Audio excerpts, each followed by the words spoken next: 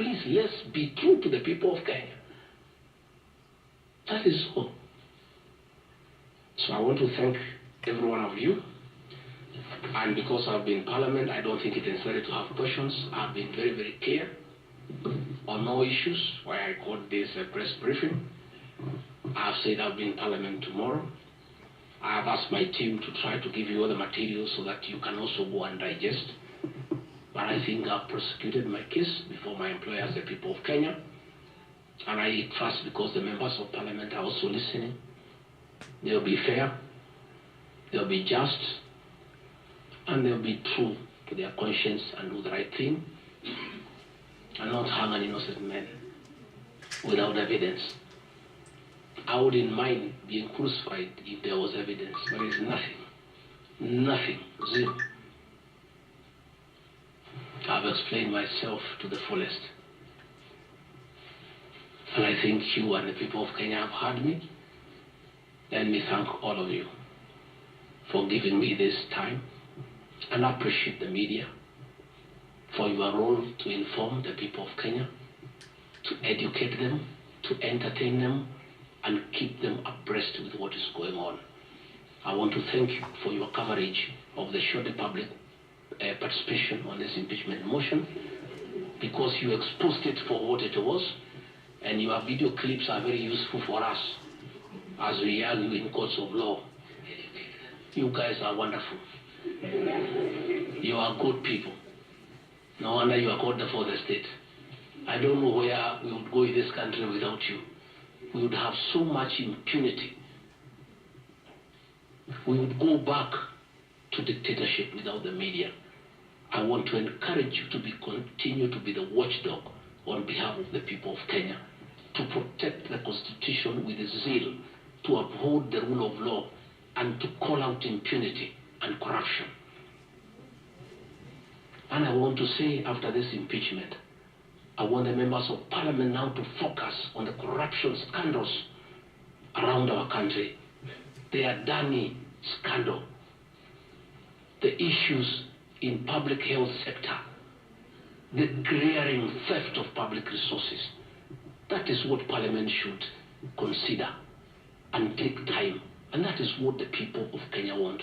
And I really want to thank the media for being a very responsible watchdog on behalf of the people of Kenya.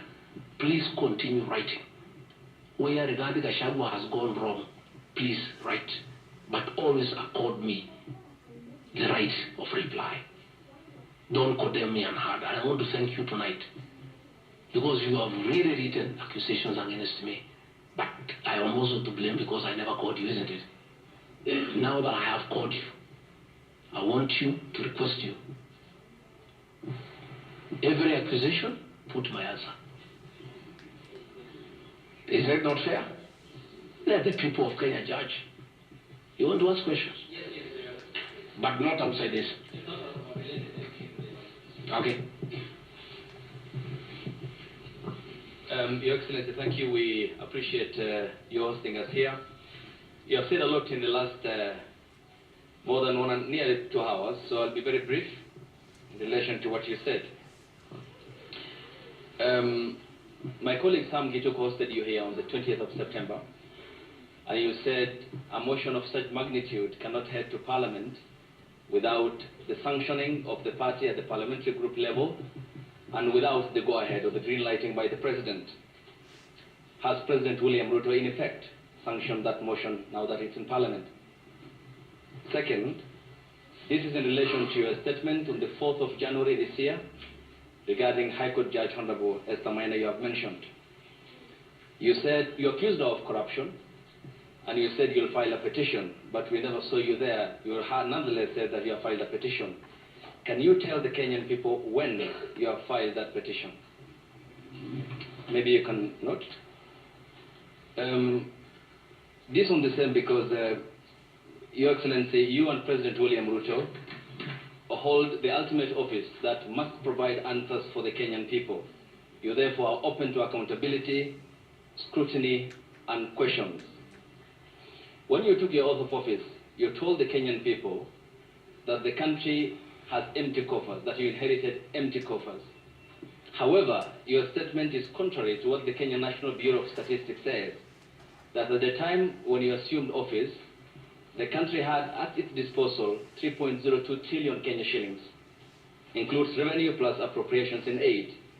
Why, Mr. Deputy President, did you make such a misleading statement in front of the Kenyan people and the world?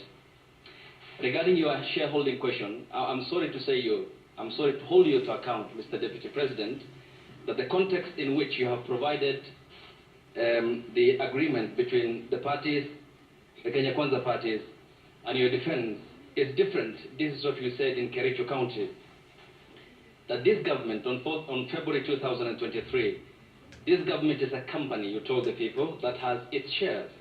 There are owners who have the majority of shares and those who just have a few, while others do not have any. You invested in this government, you told the people of Kericho County, so you must reap. You sowed, you tilted, you tilled, you put manure and irrigated. Now it's your time to reap. Some few months later, the High Court quashed the appointment of more than 1,406 KRA officials. And the judgment? 700 of those officials were either from the Kalenjin or the Kikuyu community. How much of a responsibility will you take, being part of the presidency, of such gross locking out of Kenyans who qualify, who are competent, who merit, yet half of those appointments went to only 2 communities? That's enough. Thank you. One, the issue of Justice Minor is sub judice. I don't want to discuss it because it's a matter before court, but I'll be able to give you the date when we file so that you can follow the petition. As to the issues that this motion cannot find its way to the Assembly without the President not, that is true. It can't. It has its not. As to the issue of shareholding, again, this is a matter that I'll be prosecuting. By answering your question, I'll delve into the merits and the demerits of the argument that will come up. But I also want to remind you that I did not say that it's a company. I said like a company. Like, you look at the clip, it's there. Like, I gave an example. And a company has shareholders. I've just read to you the 30% here for somebody. That's what I was saying. I was just being truthful without removing the agreement. Again, I am not responsible for making appointments in Kenya. I don't make any appointments. The Deputy President has not appointed anybody. You know, the appointing authority.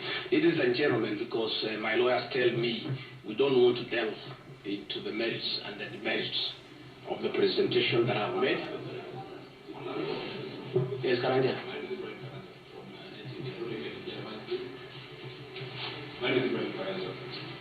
From NTV. Your Excellency, when you apologized to President Uhuru Kenyatta, you said that the words used then were out of political reasons. That's why you are apologizing. So why should Kenyans believe you today that what you're saying is not for political reasons, for your own immediate benefit? My second question, Your Excellency, what next if this impeachment happens tomorrow?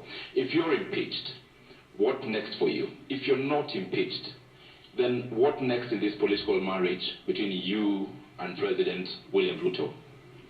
Let's your answer is what I've discussed here are facts. It's for the people of Kenya to look at the facts and decide whether they have the necessary veracity or not. As to what I'll do or not what I'll do, let's cross the bridge when we get there. My name is I think good people, we have had a long night. We have had a very long night, and you need to go and file your story. I want to once more thank you very much. Good people, asanteni sana, Mungu awabariki. Tutaonana kesho. Thank you.